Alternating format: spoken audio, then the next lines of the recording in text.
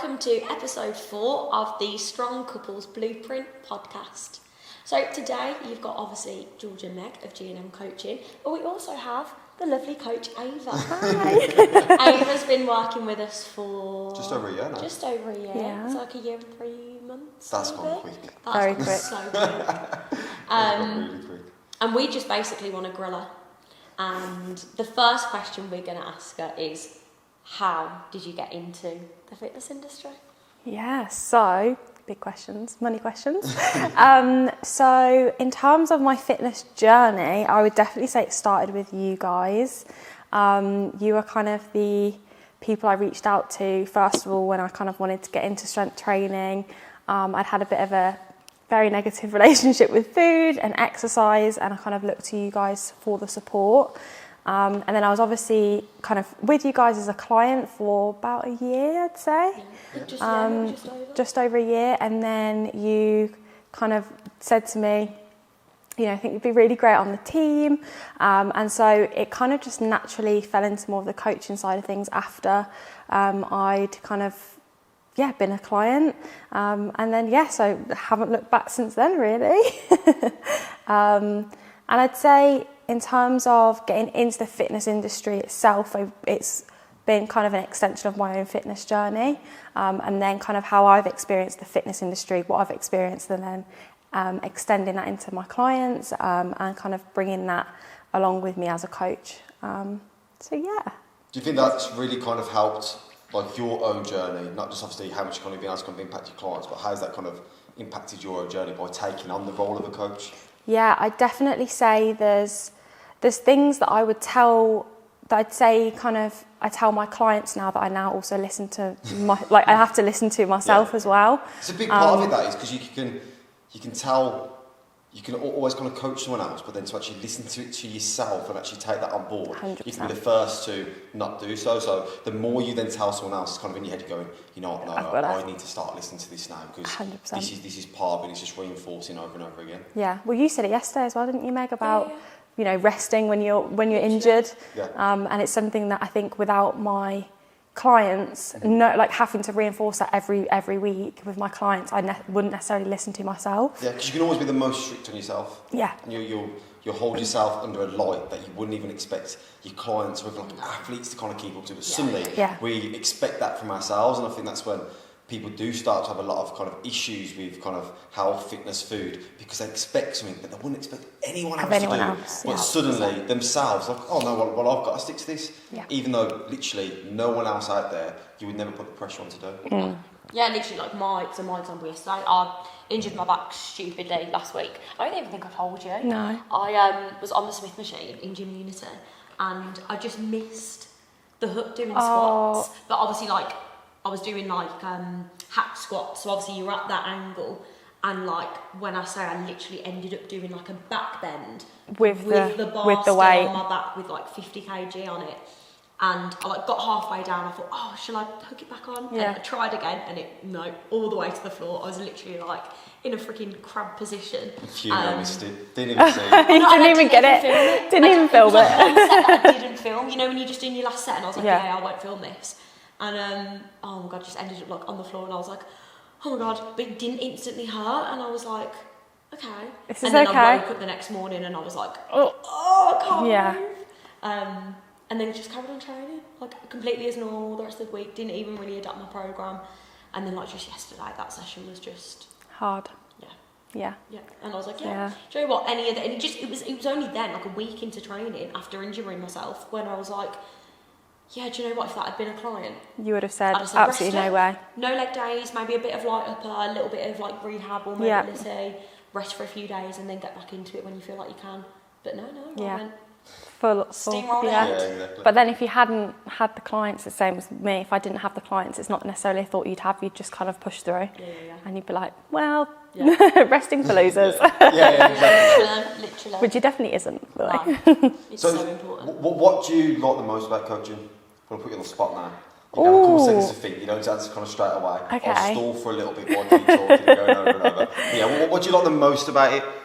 I would say it's definitely kind of what I said before, because it's an extension of my own fitness journey. So when when I kind of meet someone who perhaps is in a similar position to me or has had kind of similar experiences to me, knowing that I can have a direct impact on that and making sure that I can really use my own experiences to kind of really shape their kind of experience with fitness and mental health. And I think... And not just let them go for the struggles. Exactly, and been able to kind of step in. Yeah.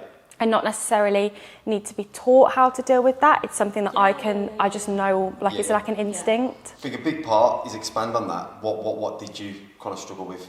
Just so... Yes. Listeners, we know. We know, and this makes sense to us. But... Yeah, so I would say definitely my main struggles were kind of mentally. So I had clinical depression and anxiety, which I kind of struggled with for about a year before I came to you guys.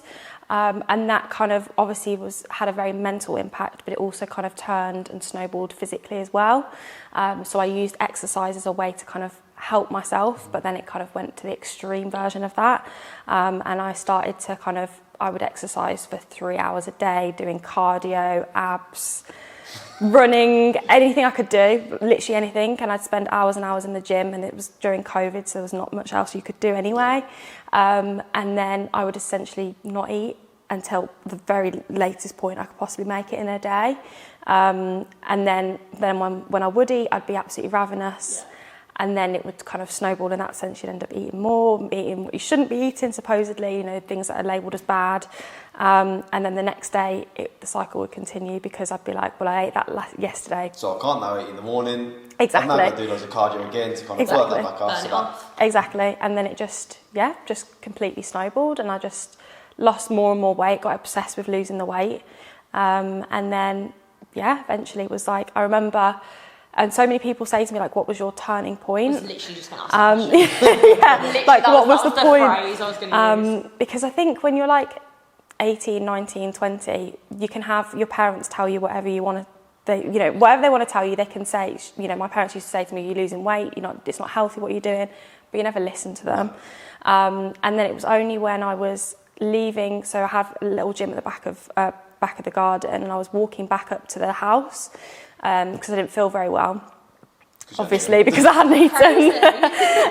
And I passed out on the patio.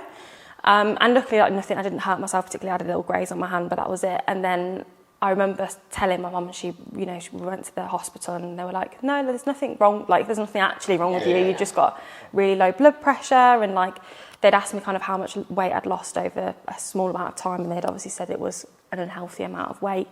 And then I was like, do you know what? If that was to happen while I was at uni, while I was in a place where I wasn't in my garden, or I wasn't around people that knew me, anything could have happened. And then I think I suddenly thought this is it was a bit like a wake up call, in the sense that I was like, okay, this isn't right, and it's not getting me anywhere. I'm not happy. I wasn't any happier because I was smaller. So I'd just say that was kind of the main turning point. And then I was like, and I reached out to you and was like, something needs to happen now. Basically. Yeah. Which I think good for doing that, because people have big turning points, and normally it is something to do with doctors. They've come in, they've took kind of that step and gone, we need to change something now, otherwise the health repercussions are going to be absolutely awful. But even then, it still takes a lot to actually go from that position to actually go, I'm going to actually reach out to someone and ask for help in this scenario. 100%. If you were going to kind of encourage someone to reach out, what would you say? I would say actually doing it is the scariest part. Sending that first message. Exactly, 100%. After that, it gets easier. It's never. I think it was slightly easier for me because obviously I knew you in the past. So it wasn't like I was reaching out to a stranger. But I would say, if I was to kind of give any advice to anyone in this industry, in the fitness industry, should, and fingers crossed, everyone should want to help. And therefore, if you reach out to them and say, look, I need some help, even if it's a really short sentence in the sense that I just need some support, they should automatically, from being in this industry, that should be their point. From then on, they're going to support you no matter what. I think that's a good point there. It can just be a really short message. 100%. It doesn't need to be a paragraph. You don't need to let them know kind of everything. The quick, coach simple, should easy. then ask the right questions. Ask the right questions. Yeah. It's up to the coach then 100%. to make you feel. Yeah. And I think one point that I would touch on for anyone listening that maybe has reached out to a coach and hasn't maybe got the response they were looking for or doesn't feel like that coach cares, there are obviously some coaches out there that aren't in it for the right reasons, but please, like, don't let that put you off. Yeah, 100%. Reaching out to another coach, because it doesn't mean that you're going to have the same experience just because you've gone to one fitness coach and they've... There are different styles, aren't there? I literally had the conversation with someone last night, and she's having a really bad experience currently with a coach, and obviously she then got on a call with us. I've been kind of chatting away, and she was absolutely loving it.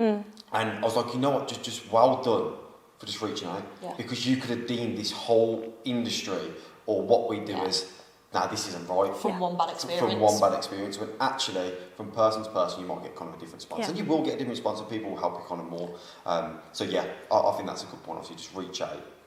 Make that kind of first thing. That'll be the scariest part. And everything that kind of goes through your head in terms of like anxiety and worry about that response is 1,000 times worse than the response you'll get. Oh, 100%. It will never. And you know, if someone turns around to you and says something negative, or a coach doesn't want to help you, then that's completely on them. That is no reflection of you at all.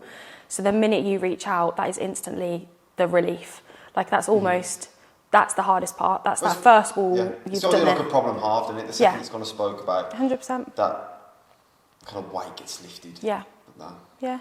So what are your biggest wins?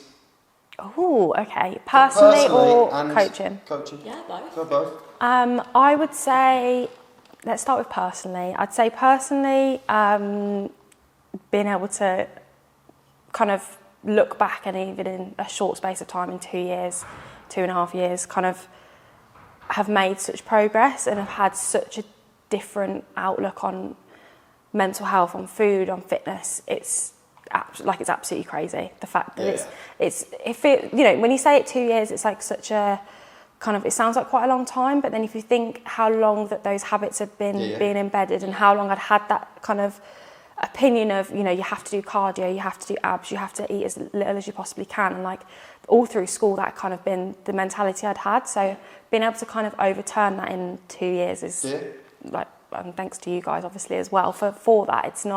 It definitely wasn't by myself.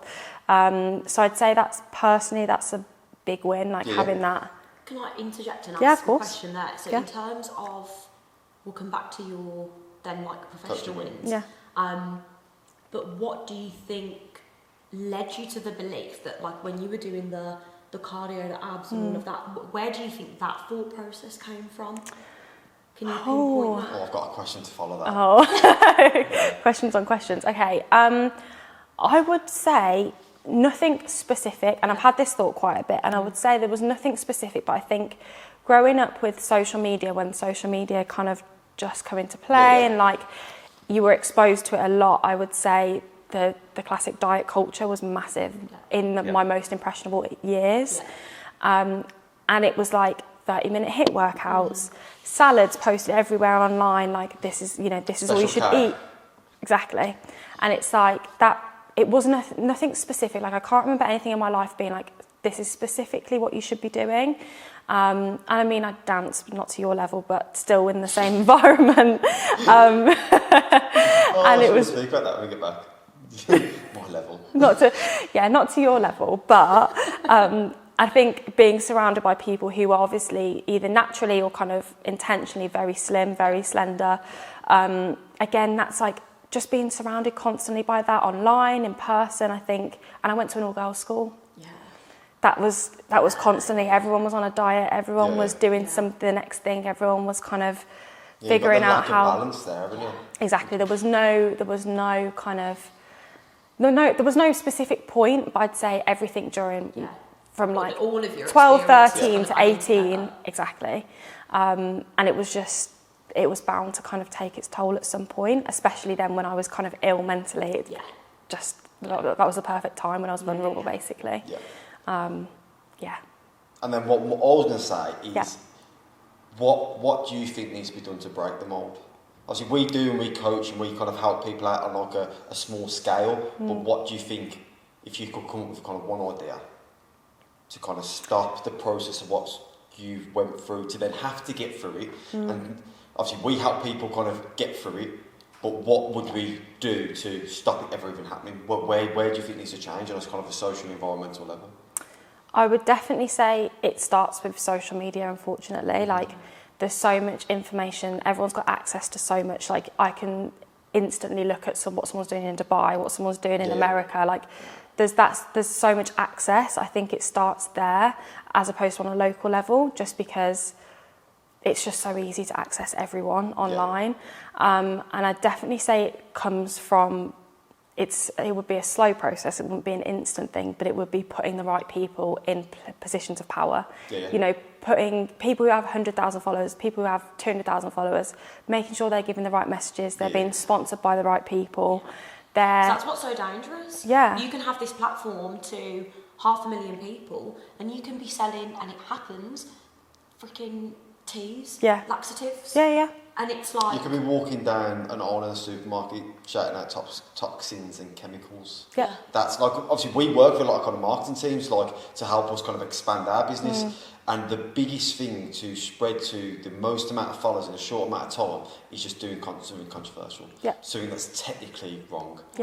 So the fact that people... Because I don't think it's just the obviously social media platform that allows it to happen, but also people's responses to it. People... like kind of the argument and the engagement with it, and that obviously then boosts people's kind of platform even more. So I think a big part of that is when we do see and highlight people giving kind of the wrong message, to not give them the time of day, even to the point of sharing it and going saying this is wrong. It's just got to be kind of put completely on the backside. Or actually just people having the thought process to go, okay, so I've seen that bit of information, what am I going to do with that? Is it a credible source? Oh, okay, someone with 200,000 followers, I can't see that they've got any credentials or anything like that.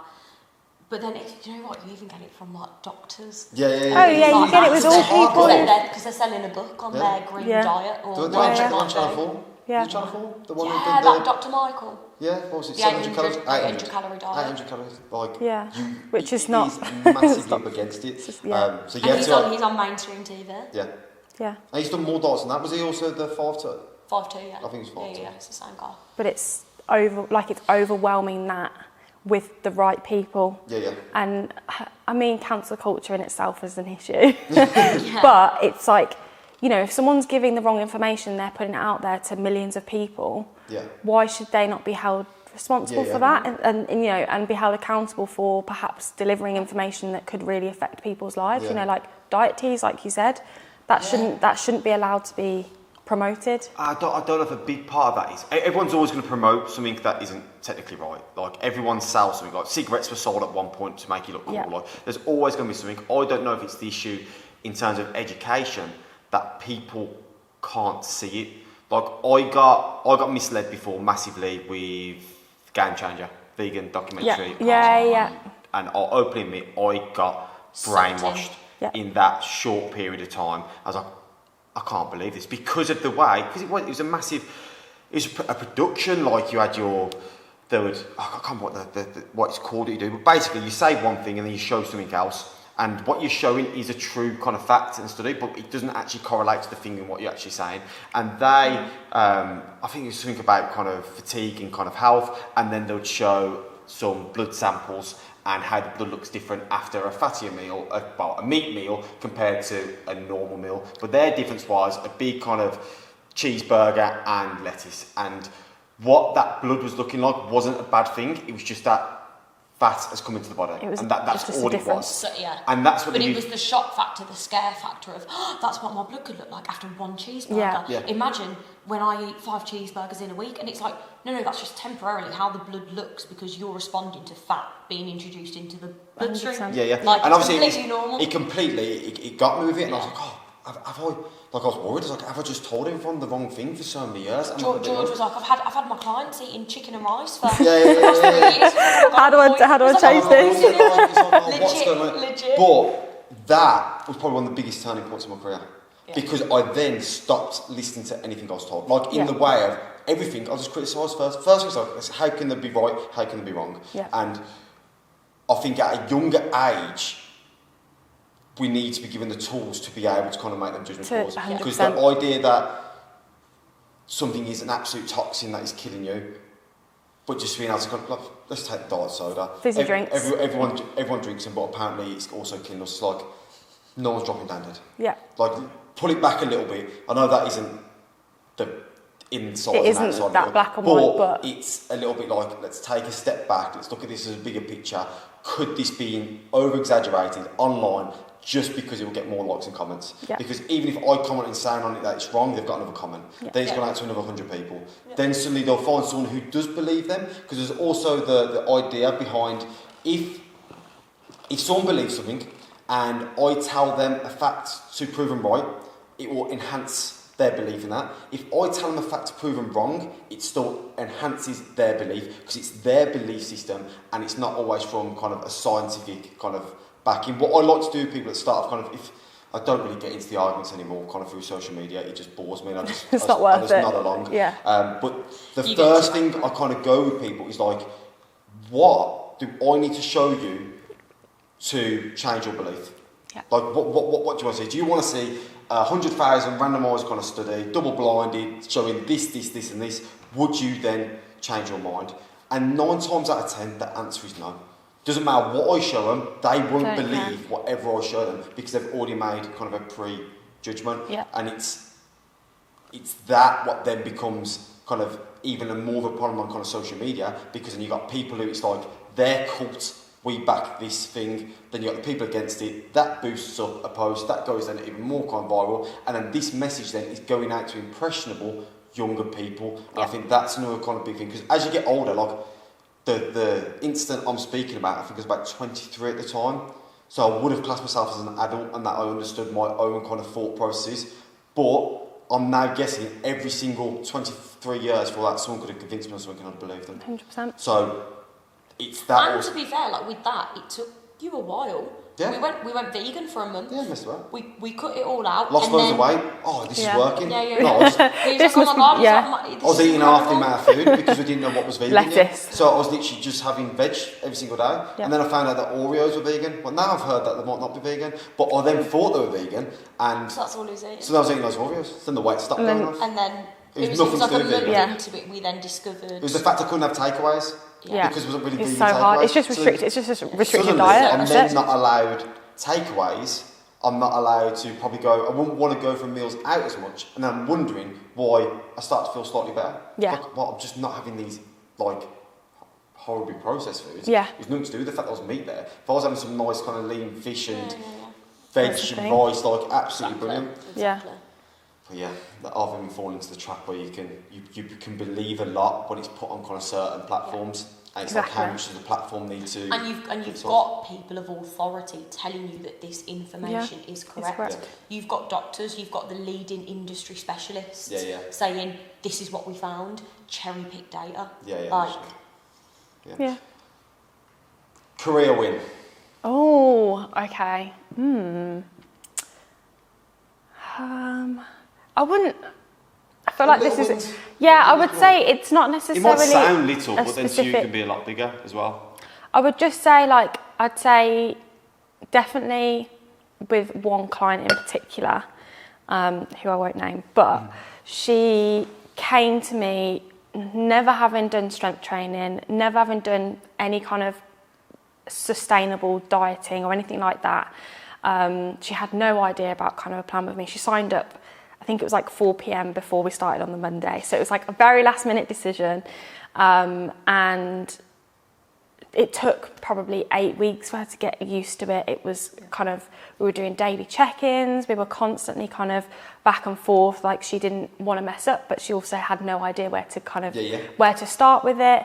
And I would just say she, for me, has been like the biggest transformation, because it wasn't necessarily the weight that she's dropped, and like she's still with me now, but it was actually the mental like changes. Like, she had never done anything like that, but like what we do before. Can you imagine how daunting that is? 100%, like being given all that information less than 24 hours before you're meant to start it, and then she just kind of, now it's like second nature to her. And there's still days and she'll say to me like, oh, I've had a day off, or like, oh, I'm meant to be doing this weekend, like I'm really worried about going over, I'm really like concerned about that. And I now it doesn't take me 3 days to convince her that I'm right, like, you know, that I'm giving her legitimate information. It takes her like an hour, it's one message, and it's like, she's gone, I think it's only been about 6 months, but it's that whole complete mindset shift that she's had, and I think she's mid-20s. It's not, you know, she's been had these beliefs and these thoughts her whole life, essentially. And now it's like, it can take me one message to be like, look, you know exactly what you need to be doing, get back on it, you know, if you've had a day off, if you're not feeling great, things like that. And she struggled with binge eating as well. And that would have been like every day a week before she started with me. Now it's like maybe once every 3 weeks. And now she has the ability as well to flick herself back into it. Exactly. Compared to before, that would probably take you a message every single day to convince her kind of exactly. Where now, one bit of encouragement, because everyone still needs encouragement. Like eating disorders or mental issues aside, everyone needs some help. Yeah, you need a bit of something. And a little bit, someone just going, it's not as bad as what it is. Come on, let's get back into it. Yeah. But yeah, I think that's brilliant. I love the phrase that you used there as well. She said it's only been 6 months. Yeah. And I think it just speaks volumes. Like, so this woman has clearly made like such a lifestyle change. Yeah. And we're only 6 months in. 100%. Imagine where she's going to be like 2 years down the line. Yeah. And I think that's one of the biggest mistakes people can make if they start a fitness journey on their own, if they start with a coach, that it's just a temporary thing or a temporary fix. Like we've just like going, I don't know when this is going to come out, but we've got obviously the 8-week challenge, but that isn't just an 8-week challenge. It's not about that, and like I will not let anyone come onto that program if they need something longer than 8 weeks. Yeah. That 8 weeks is there for that person who's already in the gym, already in a great routine, already got kind of a healthy lifestyle, and they just want an extra little bit of push and kind of encouragement. That's just for the motivation, isn't it? That is because it becomes too much, get distracted by the next thing, going like, is that a better thing to do? Is that a better thing to do? When actually, no, what the best thing to do is go, look, next kind of 12 months, next 24 months ahead, what can I do every single day to kind of slowly kind of progress me in the right direction? Not let's do this 8-week challenge and then enjoy Christmas. And then go back to my old habits. And then go back to always. And then suddenly you got a message again. And then buy another product off us to be able to kind of go, it's like, no, just do the right thing once. Yeah. And don't worry about ever having to do it again. Yeah. And you'll get the kind of support through that. Yeah, because I think that is something it's something that we try and do, and is always try and get across correct information to our clients, like across the board. Like, we don't ever allow someone, if they've been on a fad diet, we don't allow them to continue on it. Like, if people ask for diet plans, we are very strict in terms of like, no, we really want to push flexibility and something that you can sustain for life, because it's not just because it's easy to make money. Yeah, exactly. We sell £50 diet plans, would make $5 grand by the end of the day. Yeah. Easily. Yeah. But it's not about that. No, I just couldn't do it. Yeah. Because it's not our belief system, it's not what we believe in. And it's not sustainable. It's not sustainable. So it doesn't work. And I think, like, touching on that, and obviously why we then picked you as a coach, because you weren't already a coach, you were a client that we had for she didn't apply either. No. She didn't have much choice. No. There was no choice. We forced you, basically. But I think it was very much so, like, you had just embodied everything that we were about. And then obviously you started your fitness Instagram. Yes. And that was all just like, the whole message just on that, real. wasn't it? It was just exactly. so real. It was so what we were about. It was so, really open. Just and I think, based on my experience. And it yeah. obviously kind of been shaped by you guys as a client anyway, and it just aligned. And I think everything that Ava was kind of then posting on Instagram, we were like, wouldn't she be great as a coach? Yeah. And then... Because if you like, the best way is to look at like a coach, like have them kind of walk the walk themselves, and have they helped other people do it. Like the second they tick off them 2 boxes, I'll be very confident in them as a coach. And everything else Ava had walked the walk and got through it, and I was like, okay, let's just give you some help and support in other people. Mm-hmm. And now it's plain sailing. Yeah. Like it's there, then it's having the confidence kind of comes through.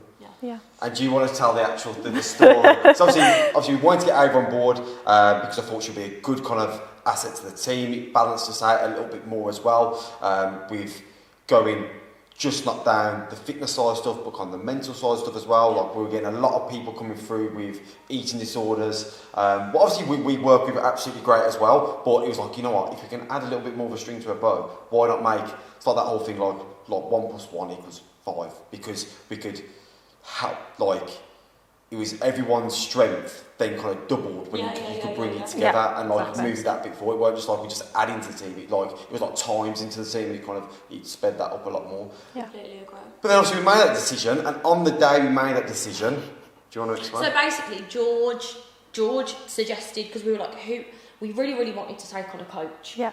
And George mentioned you, and it was like instant. It was like, why have we never thought of it before? Well, like, makes sense. oh my goodness! Like, you know, when the penny drops, it was a proper like aha moment.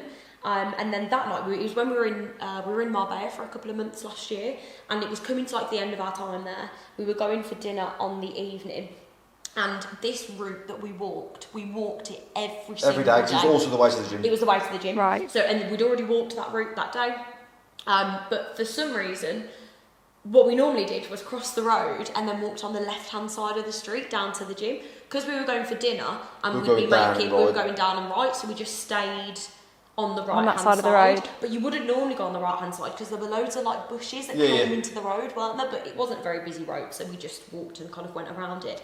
And we were walking down, and I shit you not, on the pavement in the tarmac was AVA.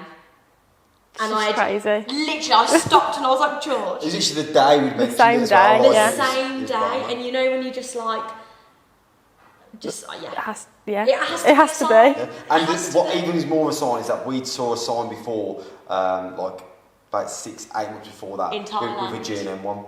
Oh my god! So it was like in Tarmac again, like completely it was the out same. of the blue, and it was exactly the same thing. Yeah, we were like walking down from a mountain. It was pitch black. Do you remember? We had a flashlight on. A flashlight on the torches, because we'd ignored the tour guides, and they said don't go up after sunset. Right. And we just got up there for sunset. So then walking come back back, it was literally pitch black. So we had our torches on, and literally in tarmac. So I promise I hadn't done it myself. The week before, just carving it in. Hammer and chisel. Crazy. So that and was then the rest is history. Meant to be. Okay, I'm going to finish it with 3 quick fire questions. I'm oh my gosh, now okay. off the top of my head, and you've got to answer really, really quick. Okay. I've only got 1 question at the moment, so I've got to think of the others. Favourite exercise? Don't you say why? RDL. RDL? I knew she was going to say that. I love RDL. RDL. I just love an RDL. I think it's brilliant. Each their own. And that's kind of stumped me then, because I didn't have a second or third question. Oh, sorry. Because she was so quick. I thought that was going to be a little bit longer. Favourite easy cooked meal? Oh. What should you go to? I love egg fried rice. Because I can do the basics, rice, eggs, and then I stick anything. I just put anything in it. Fish, tofu, anything. And favourite restaurant? Oh. Now this is hard because I have a lot of dietary requirements. I would say pescatarian, dairy-free, gluten-free, allergy to nuts. Yeah, exactly. Yeah. And I'm allergic to most raw fruit and veg as well. So what restaurant is good for them? Yeah, I am. So I can't have like apples. Imagine. Yeah, guys, can you write me a diet plan, please? No. I would say, which is really cliche, but Wagamama's really good because they've got so many diets, and it's the one in Birmingham's nut free. Our first day. Is it? See. There we go. There you go. There you go. Well, thanks for coming on. Thank you so much for having me. And we'll have you on again soon. Maybe. We'll see. See, play it back and then see. But no, brilliant. Thanks for coming on. Amazing. Well, thank you so much for having me, guys.